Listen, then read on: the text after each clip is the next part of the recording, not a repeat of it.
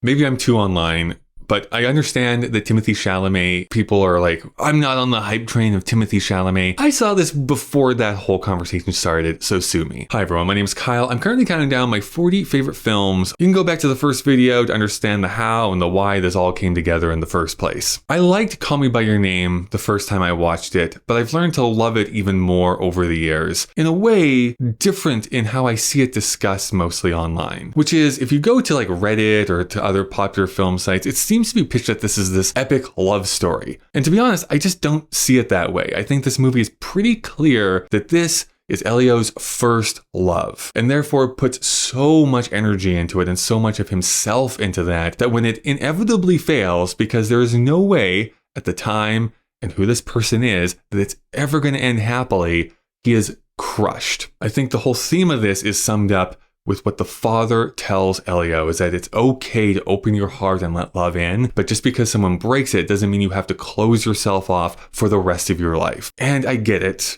Armie Hammer looks way too old for the character that he's playing. It can come off creepy for some, and I know that that is just a hill that some people can't get over. Totally understandable, but for me, I was able to suspend my disbelief and look at this for what it was, a cautionary tale rather than this epic love story. The scenery is beautiful. I feel so much empathy for that Elio character, and forgive the pun here, but this was the coming out for Chalamet in many ways. Him crying over the end credits, I think, is like the punctuation point for this film. Without his performance, without Michael Stuhlbarg's performance as the father, I don't think this film works. You can criticize Armie Hammer all you want, but I think that he is not the most important piece within this film. The other stuff is. And honestly, who hasn't Peach? Anyways, what are your thoughts on the film? Let me know down in the comments below. And tomorrow we get to talk about something that I am perfectly qualified to discuss: race relations. I am not such a parent.